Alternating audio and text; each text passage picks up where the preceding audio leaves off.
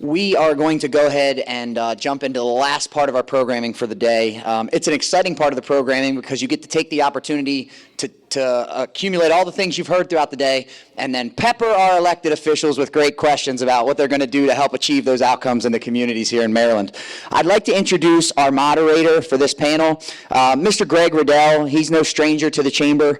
He is our current chair-elect, and he is the co-chair of the Government and Business Affairs Committee, who has worked really hard over the last few months developing these questions that we're going to ask our legislators. So as Greg makes his way to the stage, could I please ask all of the legislative officials to start making their way up here as well?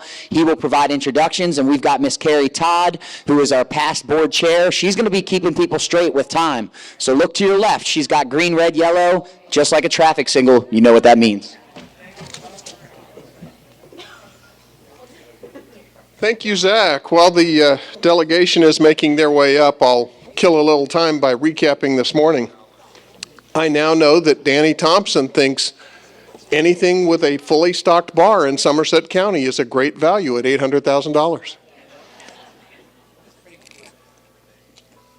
I know that David Pierce, every time Wallops speaks, I feel smaller and smaller. But now that I know I can't cook a Thanksgiving dinner, but he can not only cook it but launch it into space, I feel really insignificant. I know that my name tag doesn't work. Come on up, guys. Amanda Pollux is an engineer who's full of crap, and I'm so glad she is. Steve McGee sees my little 22-foot Regal as a dinghy. And Zach Evans just got married. But clearly, he's in full steam because his dad jokes are right on point. Now that we're all up here, let me introduce the legislative delegation. We have Senator Mary Beth Carrozza to my left, Senator Johnny Mounts, Delegate Chris Adams, Minority Whip, Charles Otto, Delegate, and our newest member of the delegation, Tom Hutchinson. All right. We will, Carl Anderton is here. there's Carl. I'll recognize Delegate Anderton, who wanted to make sure that he was able to be here today and make his presence known, that he doesn't value the chamber and value our membership, but he's got an appointment in Annapolis, so he's going to bug out right away. As usual, Carl will do anything for a free lunch.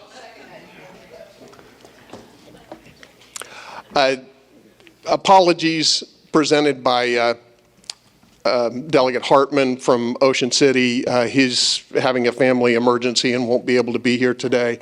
And the Speaker Pro Tem is otherwise engaged in Annapolis and wasn't able to be here, but she sends her regrets as well. Okay, let's dive right into this.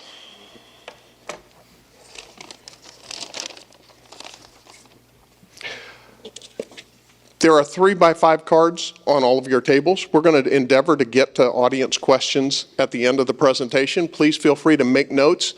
Hold them up high. A member of the chamber staff will see them, grab them from you, and we'll try to fit them in as time allows at the end of the session. But let's jump right into the pre-programmed questions. The availability of childcare is a crisis on the Eastern Shore and impacts the wage difference of women by almost 30%. What are your thoughts on incentives for owners of child care facilities, for those who could open a child care facility, and for businesses willing to house a center in their facility? And Senator Carrozza, would you jump in on that one? Thank you. Good afternoon, everyone. It's good to be here. This is an important forum to hold coming into the new session. I'll get right to the response.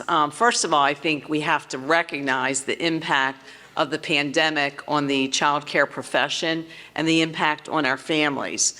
And I noticed that our own Salisbury University, Leslie Sinclair, with the Child Care Resource Center, has highlighted that the Shore has lost nearly 10% of its providers since January of 2020.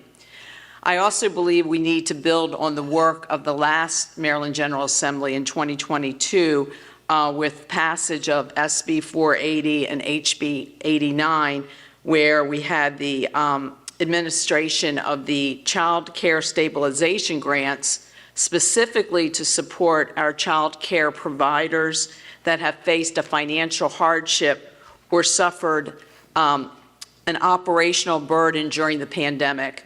$50 million was appropriated for the remainder of fiscal year 22 and $16 million for fiscal year 23.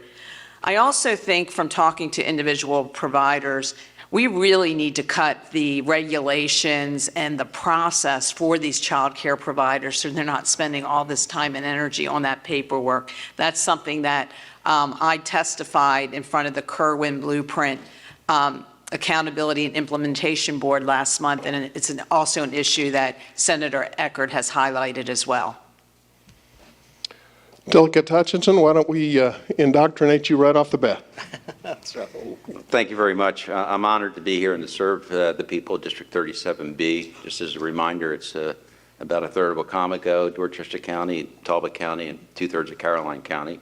I myself reside in Dorchester County. I have this name badge on. It says Delegate Tom Hutchinson. I'm really delegate-elect still. I get sworn in on January 11th. And I am superstitious. Senator Colburn had given me an official pin the day that I announced that I was actually going to run for office, and I will not put that pin on until the day that I am served. In terms of child care, I guess when you think about Pillar 1 of the Blueprint for Success, as Senator Carrozza said, I think we do need to look at ways to reduce those regulations and restrictions that are preventing child care centers from coming up to speed. They're trying to run a business, and they never thought that they would have to have government regulation over them at that level.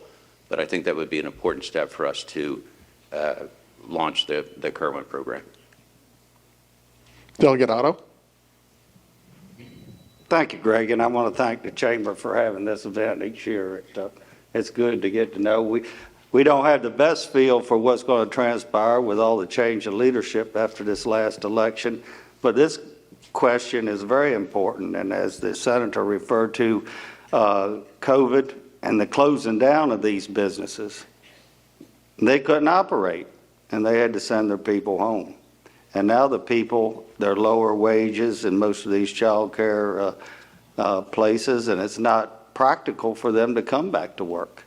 And we have to do something to help that. And I know that the Kerwin, with some of this pre-K requirements that are going to be paid for by the taxpayer, some of those requirements for higher education and things are a disproportionate burden upon these businesses that are trying to struggle and provide a service. And we see the lower wage workers aren't coming back to the workforce with the help wanted and the price of labor that's being advertised every day. So with that, I'd say we'll do what we can to improve those situations and improve the regulatory climate. Delegate Adams? Okay, Greg, thank you very much. And to the Salisbury Chamber of Commerce, what a pleasure it is to be here today. I'm not the minority whip, though. I was elected the chair of the Eastern Shore Delegation this morning, so a pleasure to serve in that new capacity. So we were with Warwick Community College yesterday. I see Dr. Hoy, and we talked about this issue directly and how the community colleges are aiming to help, but also support their own staffing needs and also the community at large. And so I would leave it to the community colleges and also help private businesses get through the challenges. I serve on Economic Matters Committee, so we hear a lot of bills that relate to this general topic, which I'll go broader than the child care and say that there are bills related to predictive scheduling. I oppose the policy prerogative, but let's not ignore the reality, which is that for families and women in the workforce, this becomes a critical issue. If you can't find proper opportunities to have your children go through daycare, you can't participate in the marketplace. And so the state of Maryland has to solve this. As time's gone on, every industry and every business, private or community college, is suffering from the lack of the worker, people to come to work. So if we can find somebody that wants to work, especially if the only barrier is to help them find daycare, we have to make that a priority as a state. Do we do that through incentive financing? Do we do it through supporting community organizations? I think it could be an all of the above. And surely, as a private business owner with 30 employees myself, how are we solving these issues? Well, you have to find good workers and drop whatever barriers are in place. So the state of Maryland can and should participate. Some of those issues I can agree with, but I can't agree with like predictive scheduling. I expect that to be a bill this year, and what they're aiming to do is force businesses to promise a particular schedule out a number of weeks, and it's very hard in a private sector setting to accomplish that. It's a union-style benefit that doesn't work. But to your question, I hope I answered it fairly closely. And I'm mindful of the change in office not taking place until January. I'm not sure how to introduce Mr. Mounts except to say Senegate, Delator, our future Senator, Johnny Mounts. Yes, Senegate, yeah. Thank you very much. It's an honor to be here. It's an incredible honor to get the vote and to get everyone's trust and support to serve in the Senate. I'm very excited about it, and it's an incredible honor, but for me, it's an exciting, incredible opportunity. I'm going to make the most of it, but I'm going to go on and on about that plenty of time. You're here to hear about answers to these questions, and childcare is something, unless you're in the vortex of what's going on in childcare, a lot of people, I don't think they're affected by it quite as much. But it's across the board, and the childcare providers that I've spoken to that have had problems that have not survived, it's because of cost and it's because of regulations. They've decided that, look, it's not worth it anymore. Staff is another issue. Another factor that they're considering is the consequences of the blueprint. If the government's going to come in and compete with the businesses or the business that they're operating, they just don't see a future. So many of the operators I've talked to, they just said that it doesn't work out for them, and that's a problem. And when we have a gap, we spoke with Warwick and their board this week, and President Hoy is here. He did a great job laying out the dynamic. You've got the blueprint, which is coming online, and it has its challenges also. The blueprint is a reform in education it's being implemented over the next couple of years. So there are a lot of hurdles we're going to have to clear with the blueprint. But for the private businesses, they sort of get, I guess you'd say, just kind of pushed to the side. Specifically, what's going to help them are streamlining regulations and targeted grants, financial capital, dedicated to small independent businesses. Thank you. This is the first time we've done one of these things since the referendum on legal cannabis. So in the future, I look forward to being able to look at Bill Chambers when we talk about legislation that has been passed and say, very truthfully, are they high? So let's talk about cannabis. What difference, if any, will there be in civil and criminal exposure to businesses when their employees report to work under the influence of cannabis as compared to alcohol and other mood-altering substances, including how cannabis use will affect and be affected by group insurance plan rates and workers' compensation? Why don't we start, Delegate Adams? Okay, so I'm not a fan of us legalizing marijuana. The problem that we gave the voters was we gave them a decision. We did not give them enough information. And frankly, we're going to be a while creating regulations to put in place to protect the public, but also the consumers of legalized cannabis. So as a business owner, what am I thinking about that relates to the question? OSHA, so I'm in the construction industry, and I, as an employer, have to provide a safe workplace. When I have employees that come to work under the influence, using saws, getting on scaffolding, doing work, they're not only endangering themselves, but they're endangering their fellow worker, and that's where I have a problem. Because I know what OSHA says, and I know how Maryland, through MOSH, implements these requirements on the employer, and it is my responsibility to put a safe workplace. How will the state of Maryland actually create regulations to hold me harmless in that regard. I also have a Class A CDL. I don't use it often, but the point is that that is a federal regulation, and you have to be drug-free. You take drug tests in order to drive a truck. So what was Maryland thinking when we passed a bill that's going to say to everyone that would like to legally consume cannabis, well, you know what, you're probably not going to be able to be a truck driver and earn $70, $80, $90, $100,000 a year. How backwards is that? That's not the policy prerogative. Governor-elect Moore is going to talk about workforce development. At the same time, we passed a bill that it's going to make harder for people to take some of these great jobs that are available today to make great wages for the one of a $4,000 or $5,000 investment at the community college to get the CDL. They're going to run into some problems. So my point on this whole thing is that we should take a lot of time trying to figure out what the regulations look like, hold private sector business owners harmless under the rules that already exist, and I think they'll have a tough time figuring that out. Senator-elect Mounts. Thank you. And as Delegate Adams or our delegation chairman Adams stated, I mean, this is right. This is where the rubber meets the road.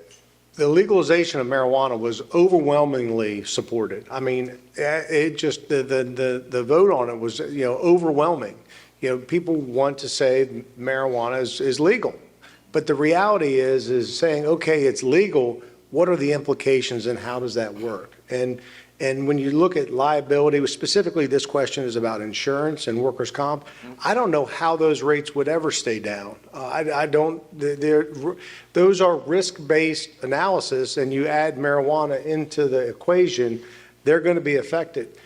The problem in how marijuana is made legal should be the question, and I'm deeply concerned about the distinction of what is marijuana. I mean, is it an over-the-counter something that you can go to the store and pick up and buy like a medicine? It's not. It has an effect on people. It changes the way they can operate. There's all sorts of distinctions, but the popularity of this and the way that it's been presented, I'm very concerned that the population has embraced it to the extent that, hey, this shouldn't even be regulated at all. This is nothing. It's its own entity. I don't like to draw a comparison between marijuana and alcohol, but the reality is we are dealing with a public perception that is very different than the legal structure that we have to operate in. And insurance, workers' comp are square in the middle of that legal structure and in operating a business. And unfortunately,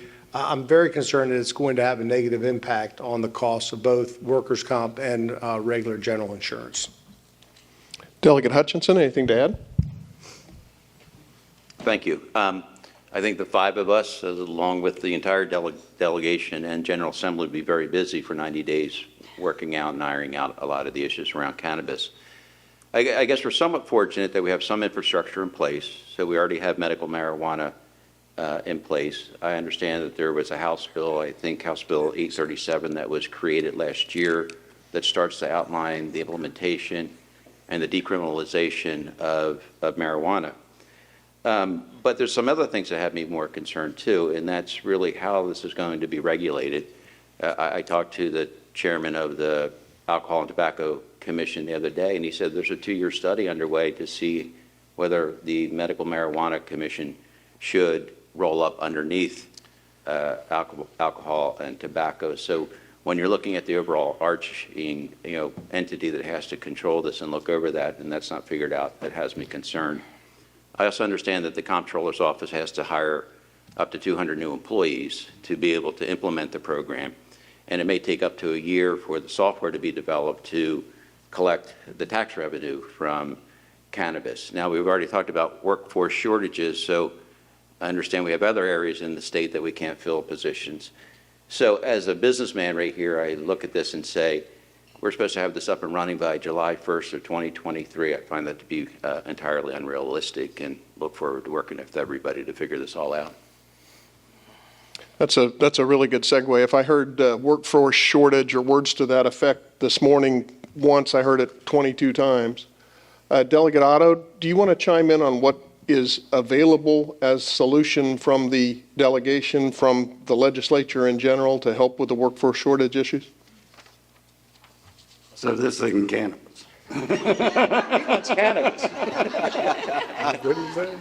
Let me at first say, I think we had an example of the problems that we could see with cannabis and the edibles when 10 ambulances went to a Los Angeles middle school yesterday.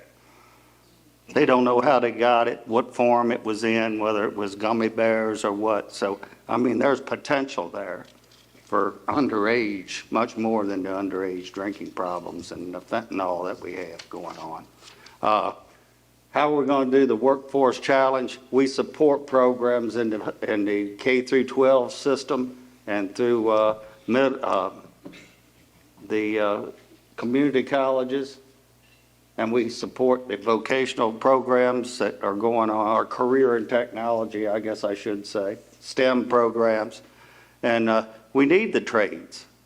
And not everybody has to have a 4-year degree, and I think we do that quite well as supporting the facilities that we have in Worcester, Wycomico, and Somerset counties.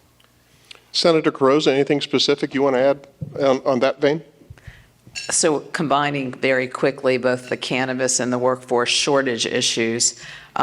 First of all, on cannabis, I believe the Maryland General Assembly abdicated its responsibility by not putting the regulatory structure in place first, instead punting it to the public where, we knew what the polls would show.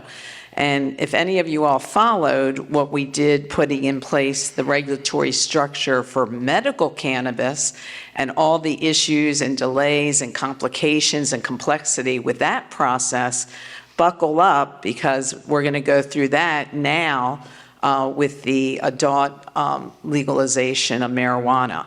I also think it's important, and I think you hearing it from our entire delegation today, that any of these impacts with the regulatory process for legalizing adult use of marijuana, we have to consider the impacts on employers and Maryland's workforce. And I know it's also one of the priorities in the Maryland Chamber of Commerce legislative priorities, and with Bill Chambers being on that executive committee, will be playing a big role on, as that regulatory structure is being worked through, is to make sure that the chamber has a voice and a seat at the table.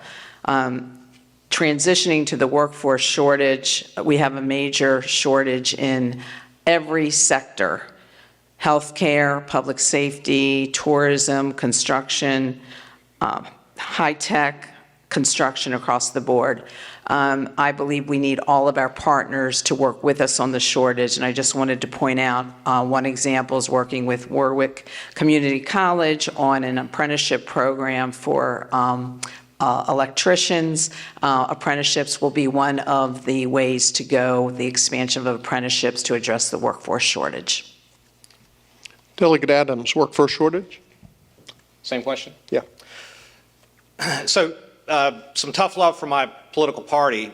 Kelly Schultz, who was a candidate in the primary, was our cabinet secretary under the Department of Labor, had a terrific resume, could answer this question quite directly. When she became the secretary of DLLR, she took an enforcement division that took the hammer on top of businesses, turned that division upside down, talked about compliance, bringing companies into compliance with law. But the biggest thing she did with the Department of Labor was to work on workforce development, create programs within the Department of Labor that we can see here in Wycomico County that help people train, retrain, become better able to take a new job if they lost their existing job and had to retool. So my point of the whole matter is that we already have in place a lot of the things that we need to help with workforce shortages, but it does come down ultimately to training and helping people learn new skills. Dr. Hoy's organization surely does that well, but when we talk about the state of Maryland, and I think really where you're trying to head with grant dollars, monies that we know already exist, and programs that already are in place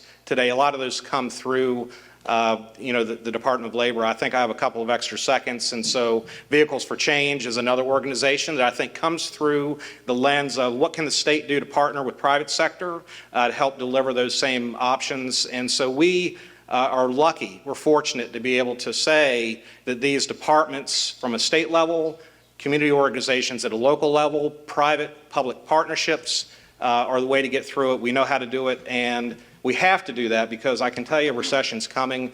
People are going to be looking for new skills, new trades, new opportunities to make money. These times when there are going to be difficult employment scenarios are the right times for people to reskill, retool, and the state of Maryland should be standing alongside every organization to help achieve that.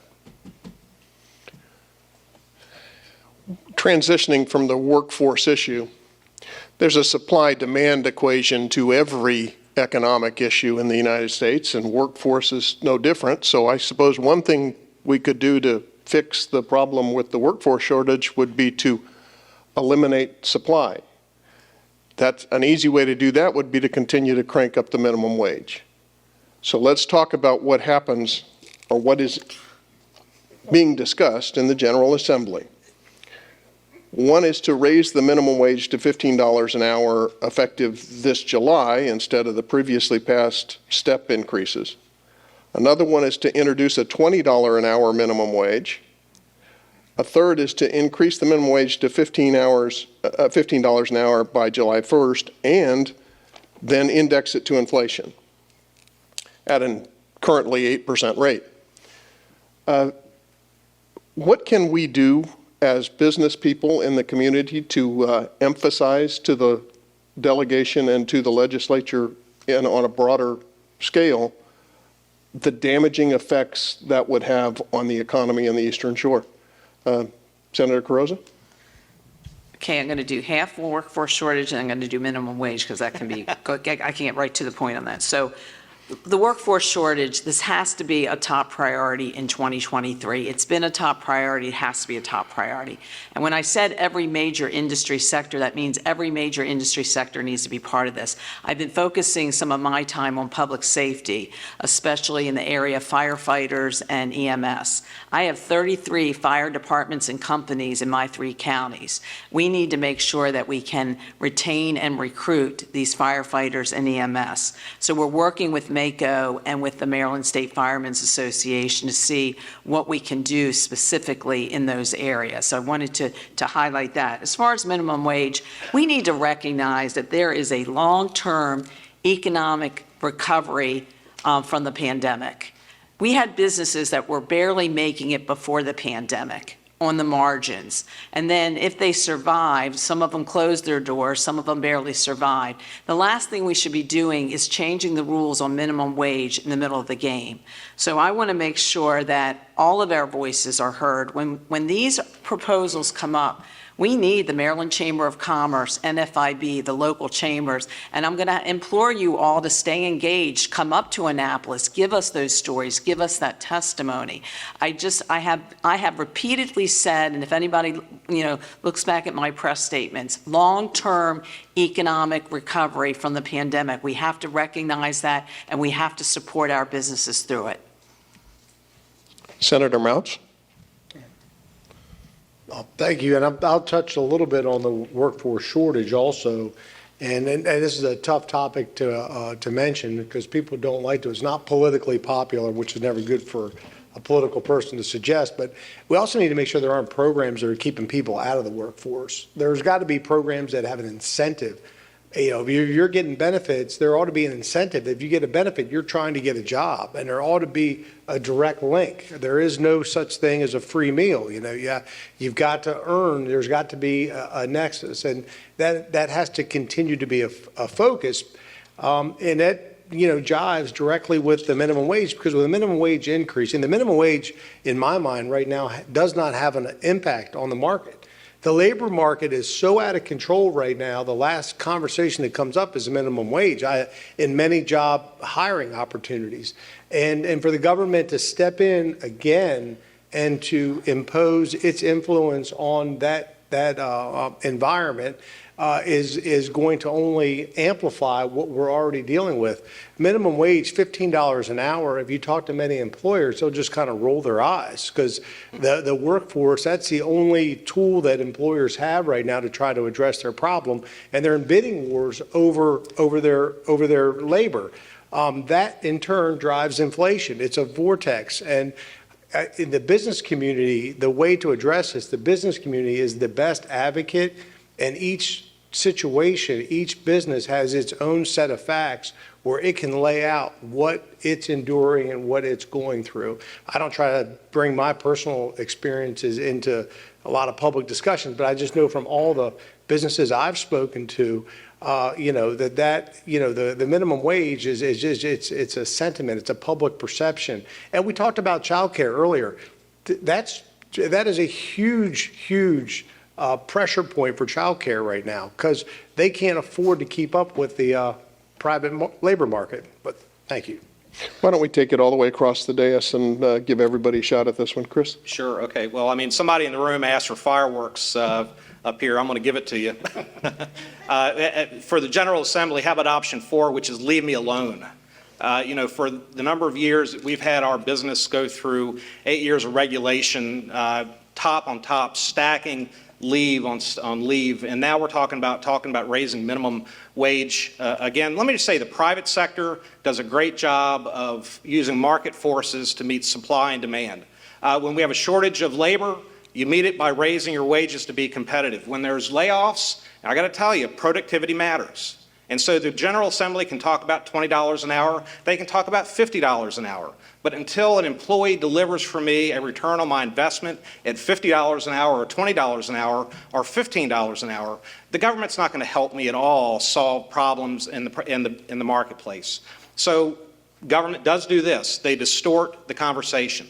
They make it difficult for me as a business owner to operate under the wage influences. And aren't we getting tired of bagging our own groceries? Because that's what private sector does. When you make it such that I can't make a return on investment for the jobs for which you're making me pay these distorted minimum wages, I end up having to figure out how to do it without that worker. That's what private sector does. The government continues to get this wrong. And if the governor-elect comes into the House of Delegates and the Senate and says, this is my priority, well, that sounds like O'Malley 2.0, and I'm ready for it. Delegate Otto. Thank you. Delegate Adams, come July, you won't be able to bag your own groceries because you can't have a bag. But I'd say the $15 minimum wage is attractive at this point in time because it's irrelevant on the surface. But it impacts a lot of people in this. You got training wages. You got teenagers that are looking for that experience income that aren't valuable to an employer, but so much. And they get raised over time. You have service wages, tip wages, that is important.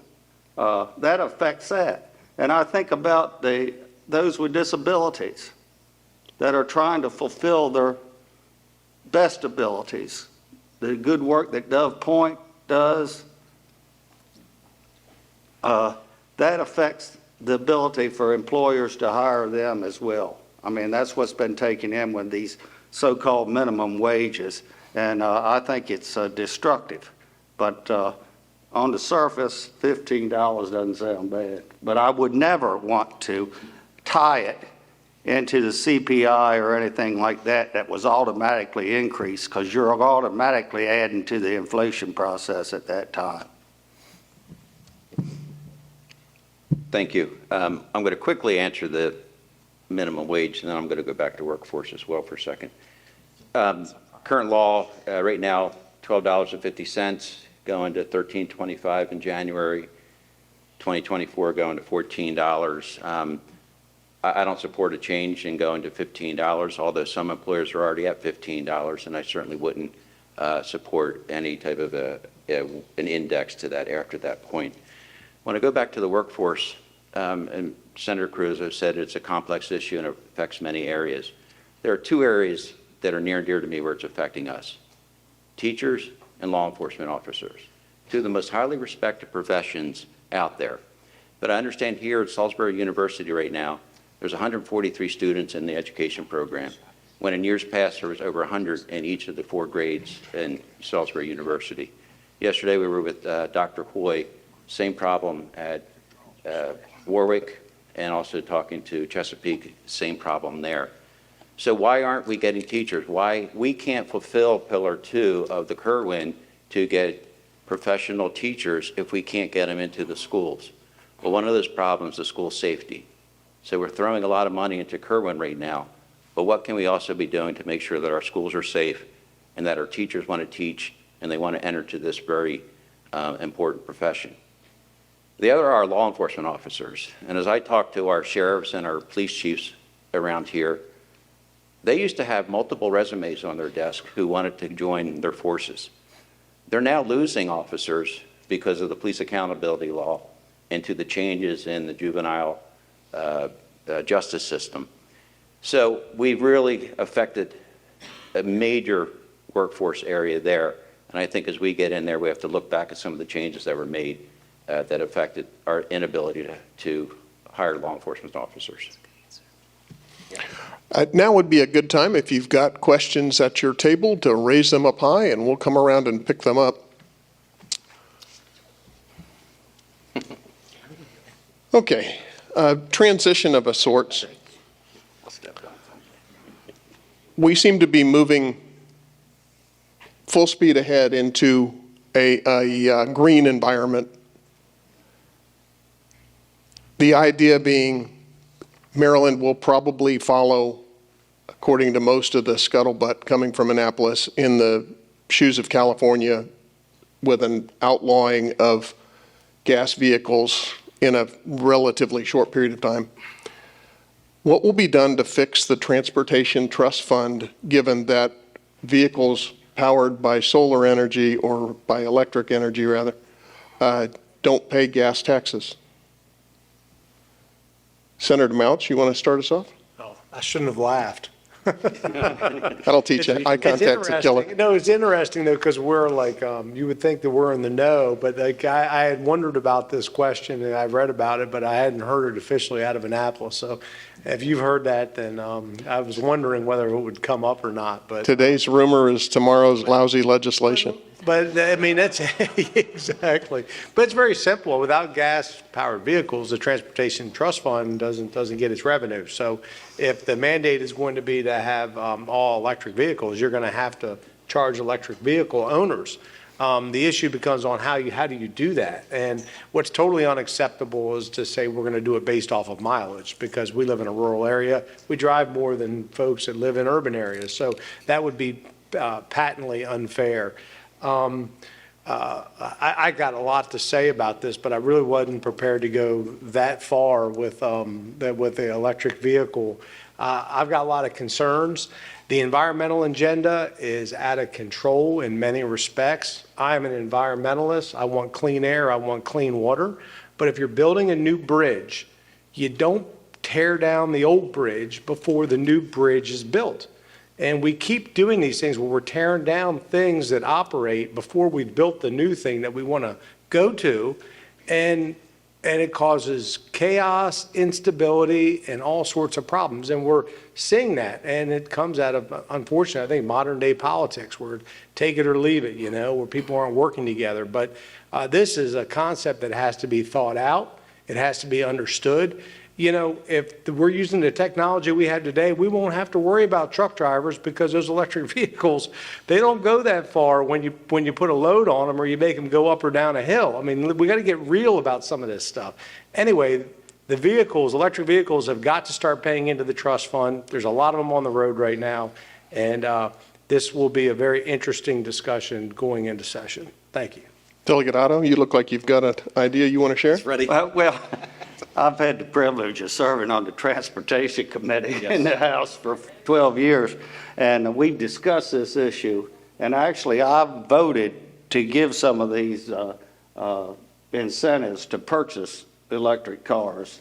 But I remind my committee members each time, we're giving this to a driver that's not paying any road tax. Yeah, and I've done that each time. And but most of our challenge with the Transportation Trust Fund is going into the two metro systems in Baltimore and D.C. where they don't even get a fare box recovery goal anymore. It used to be 20%, and they did away with it 3 years ago. So we do have a system. And the road mileage tax is something that's been studied in other states, and we've had briefings on and looking at, but that'll probably be more ways and means problem than ours in the Transportation Committee. But it is a challenge that we need to figure out, and I would say there'll be something with the titling fees and the tags as well. Delegate Hutchinson? Well, clearly, we're going to have to do something. I just read the other day that there's a push now to adopt the California standards to make Maryland have all electric vehicles for sale by the year 2030. I told you. What's that? I told you. So it's interesting. I actually went to the Maryland Transportation Institute website, and they have a model for the mileage tax. And I sort of played around with that. And right now, Maryland is the fourth highest sales tax in the nation. We're at about 43 cents. Add on federal, another 20 cents or so. And I looked at that and looked at, I drive a Ford F-150, 12,000 miles a year, 17.4 miles per gallon. And I looked at that and said, actually, the money I would spend at what they were using was $1.50 cents per mile, was not much different than what I'm paying in taxes right now when I go to the fuel pump and fill my truck up every couple times a week, because we do travel a lot around here, Johnny. It is an awful lot. So I think it would be interesting to pilot that and look into making sure it's fair for everybody that's on the road, whether it's electric, hybrid, or gas, and have us all pay a fair amount of taxes for our road maintenance. That's a good segue, this train of conversation. The Climate Solutions Now Act was sponsored by Senator Penske last session, and included in its original text 100% fossil fuel-free commercial buildings by 2030 in Maryland. Thankfully, it was torn down and some more common sense was added to the ideas behind that bill. There were a number of others that were concerning to the business community, and thanks in large part to our delegation, many of these severely problematic issues were taken out of it. But the question now is posed. The Climate Solutions Now Act of 2022 painted a target on the natural gas industry. Through the work of this delegation, the business community, cooler heads prevailed. We understand that several environmental groups are asking the Moore administration and General Assembly leadership for a total ban on natural gas, even with communities like Somerset County coming online just this year. How do you plan to tell your Western Shore colleagues that this critical infrastructure is the bridge to bringing underserved communities economic development opportunities and baseload energy generation for heating, electric, and other reliable fuel sources? Senator Carrozza. Oh, I'll start with this. Thank you. I currently serve on the Senate Education Environmental Affairs Committee.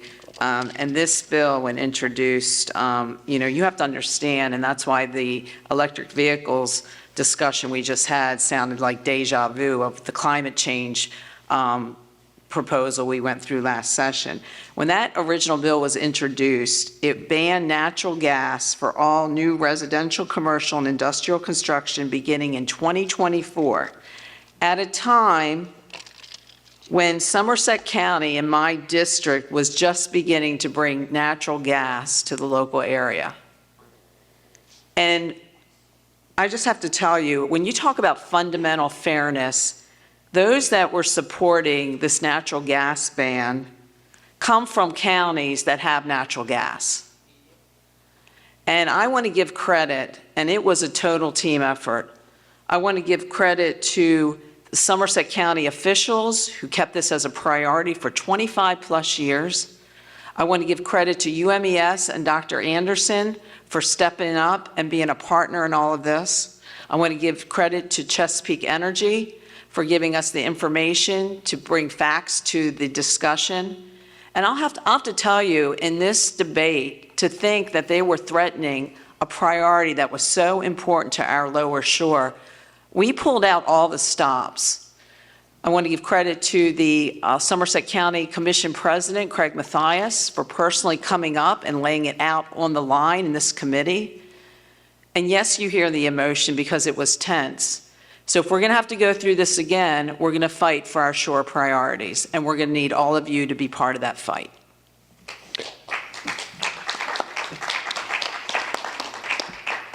Given the reaction, I think that warrants a response from everyone on the panel.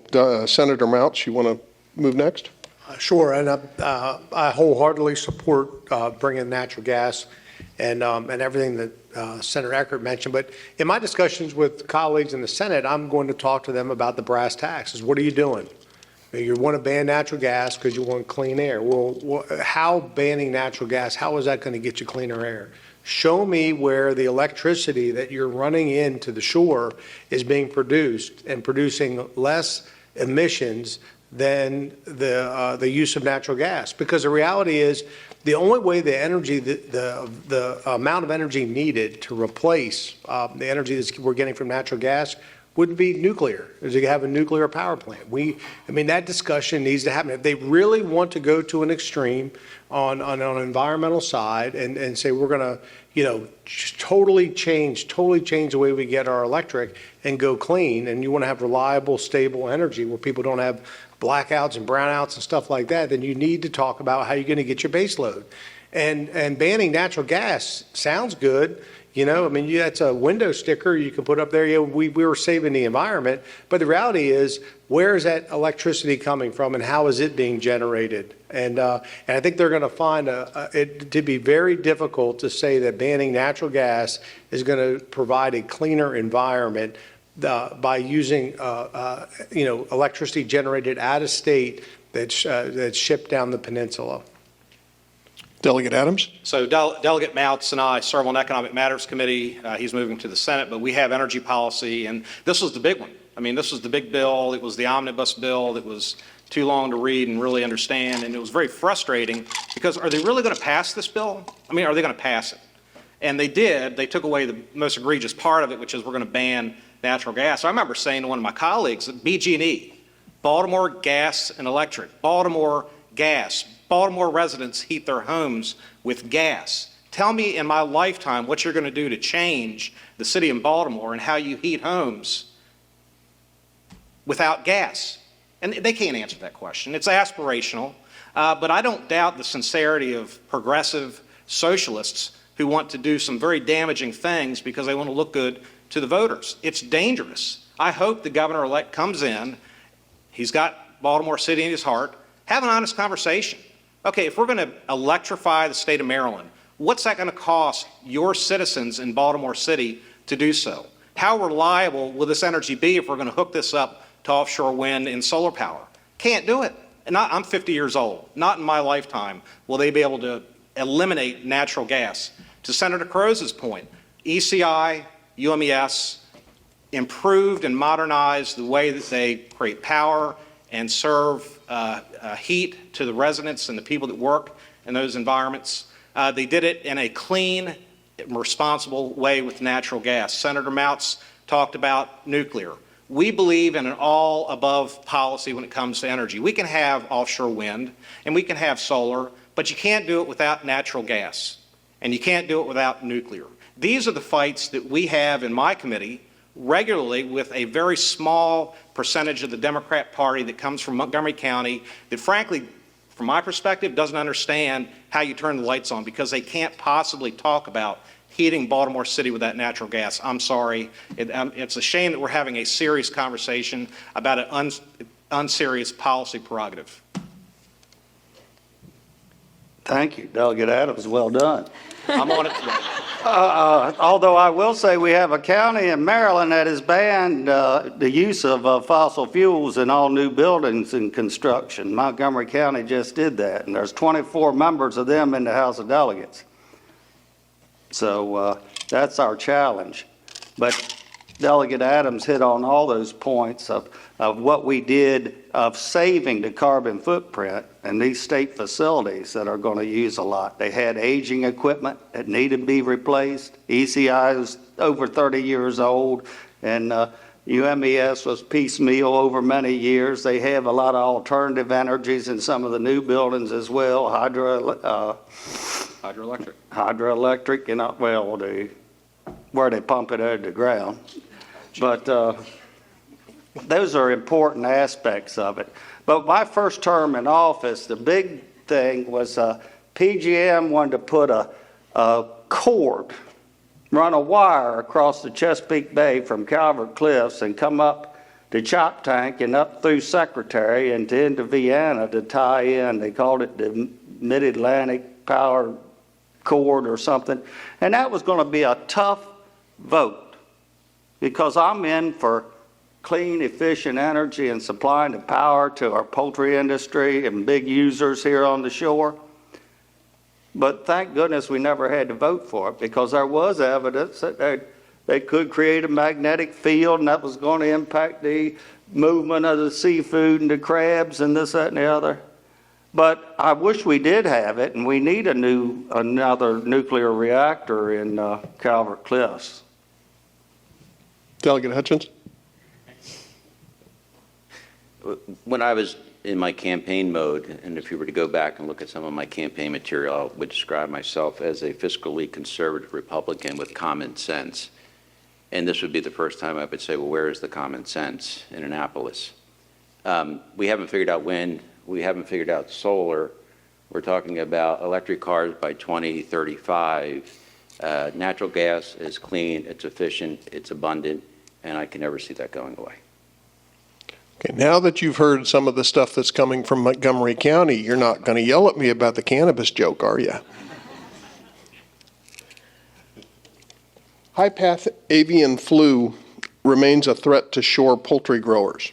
While there's some indemnity funding from the USDA for those whose farms are affected, for other growers that may not be in the control area and not allowed to have chickens placed, wrong place, wrong time, there are no funds to help offset their loss of income. What can the General Assembly do to provide emergency funding for our nearly 600 Maryland family farmers who raise chickens? Delegate Otto, would you take that one? Yeah, I think we had a case in Washington County recently that's been depopulated. It was a layer flock, and then there's some in the Midwest. Of course, most of the time it's spread by waterfowl, and we create all these drainage ponds and this, that, and the other to keep the geese pooping on the sidewalks, and we carry it around. The indemnity fund, I think there is a structure in place with MDA to provide for that, but it's never been funded. And MDA does do a welcome job with animal health.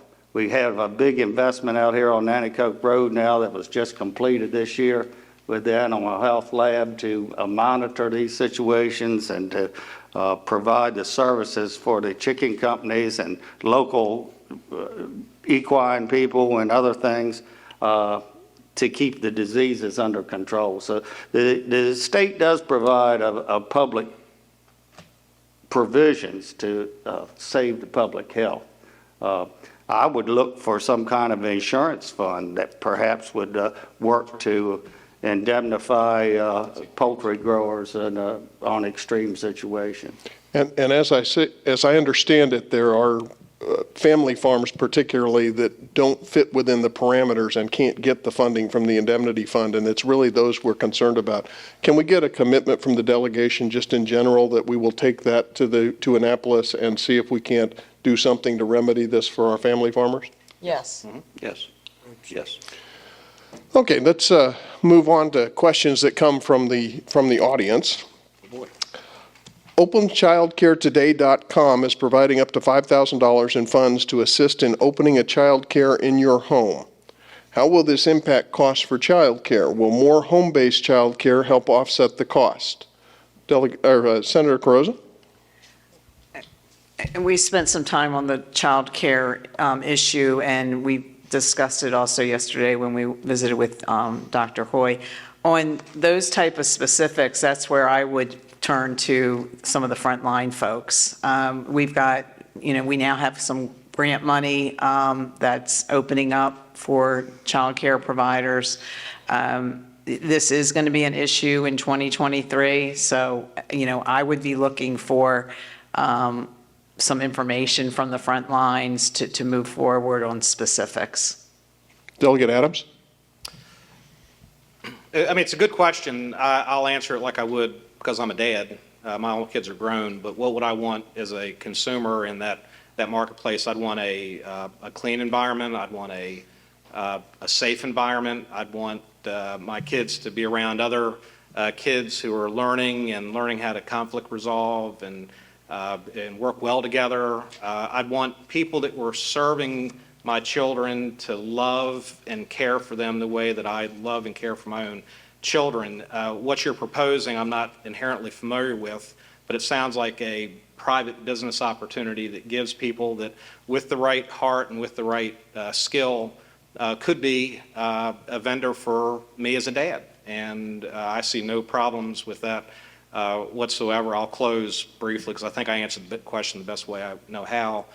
Because many of the things that I talked about, I think we do as a state through pre-K and through high school provide to children. That's our goal. Different community organizations, which we've talked about earlier, do the same thing. So if the private sector is going to compete with well-financed public sector options, they've got to do it on the basis of how do you attract me as a customer. And I think I've told you what it would take for me to be won over in that respect. Actually, that's a very good segue to the next one, which is Governor Moore has suggested universal pre-K fully funded.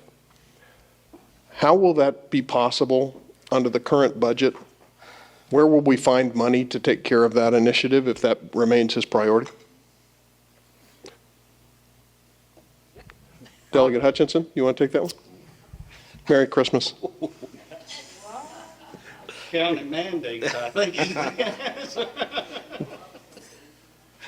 You know, as I've actually sat in some blueprint discussions in the Dorchester County Public School System and just seeing how we're going to achieve the other initiatives that have to be fulfilled, $60,000 teacher salaries and bumping up other teacher salaries along the way. If we think that we're going to have to go back to the counties and expect the counties to do that, that's going to be incredibly difficult. I don't have the answer right now. I'm too new in the position right now to say where that funds are going to come from, but I think it'd be very difficult to fulfill that. I'm sorry, we don't allow honest politicians. I'll Senator follow Carlson, up go on ahead. that. We spoke earlier in this discussion about the implementation now of the Kerwin Blueprint. And there is a process that we're going through right now with the Accountability and Implementation Board. And I see Superintendent Stauffer still here. We talked a little bit about what the local school districts, the impact on Kerwin on the local school districts, obviously then on the local jurisdictions. I am encouraging and have been following up during this interim to talk to my local school superintendents, my local county commissioners and council members about these challenges, because it has to be a partnership. And this is going to be ongoing.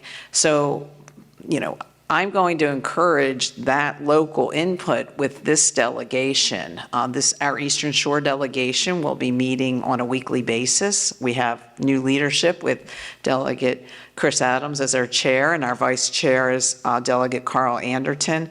But, you know, when we're faced with this, you know, and then you see the finger pointing between the county and the state, this is where we have to cut right through it and work through these issues. In the interest of time, I'm going to move on to the last question, and I'm going to ask for input from Senator Mounts and Delegate Otto, excuse me. I don't know why I sit here and squint at this thing when I have my glasses in my hand. How can we ensure the forward momentum for rural communities through increased funding for the rural Maryland councils and grants is maintained? Senator? Advocacy, advocacy, advocacy. We've been blessed with support from Governor Hogan over the past 8 years. We need to show those results, and we need to build on those results and use them and highlight them to explain why that funding is so important. I'll give you a very straightforward, very easy, everybody loves talking about it, and it's not going perfectly, but it is happening. 8 years ago, you talked about broadband deployment, everybody would roll their eyes and say, we've been down that road before. But with Rural Maryland Council's support, I can tell you the framework was built. It led Governor Hogan to open this Office of Rural Broadband.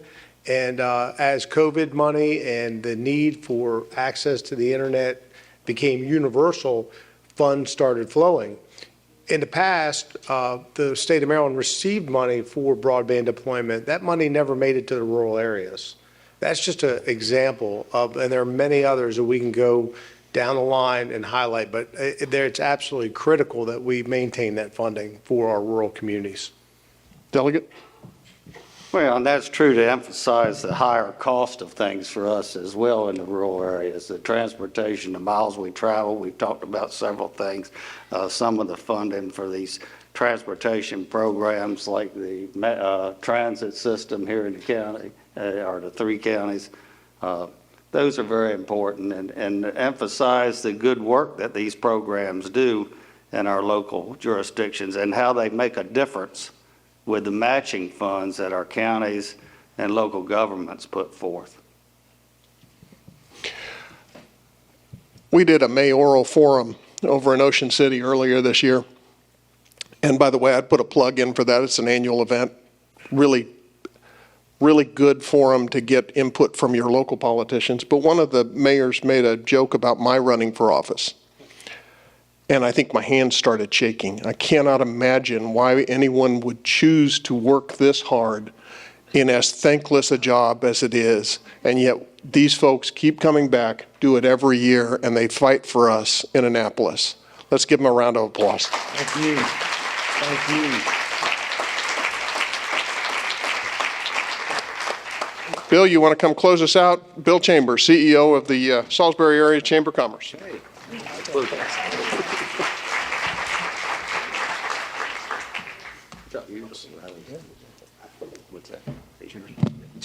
Just to echo what Senator Carrozza and the rest of our delegation said, you need to be engaged. Delegate Otto said it. There's 24 members of the Montgomery County delegation in the House of Delegates. That part of Maryland carries and has always carried a significant amount of political weight. What impacts those legislators more than anything is when you show up in Annapolis and you testify.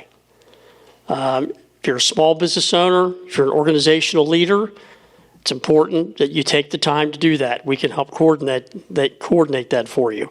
But that's what makes it, that's what turns heads on the other side, is when they hear real life stories from citizens, small business owners, nonprofit leaders, educators, about how a particular piece of legislation is going to change things for them.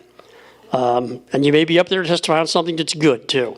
That's not all bad, but yes. Can I make one? Yeah, sure.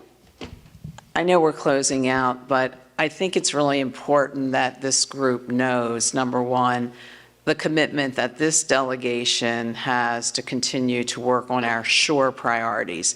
And we need to all be aware, we have, a new governor, a new administration, a brand new Maryland General Assembly with new members. There's opportunity there. Keep in mind, when we talk about this delegation, we have Delegate Cherie Sample Hughes, who's the House Speaker Pro Tem. We have Senator Steve Hershey, who is now the Senate Republican leader, minority leader. We have a new delegation chair with Delegate Adams and also Carl Anderton, who will continue Wicomico County advocacy. We're going to have members on key committees across the board on the House and the Senate. So, we're going to play to each other's strengths, but going back to Bill's point, we really do more than ever need you to be engaged, because maybe we can take this newness and actually run with some of our priorities and work together. So I think that's something, and we welcome you in Annapolis, and please just stay engaged the entire session. Thank you. I also want to congratulate from the chamber Senator-elect Mounts. Congratulations, sir, and Delegate-elect Hutchinson.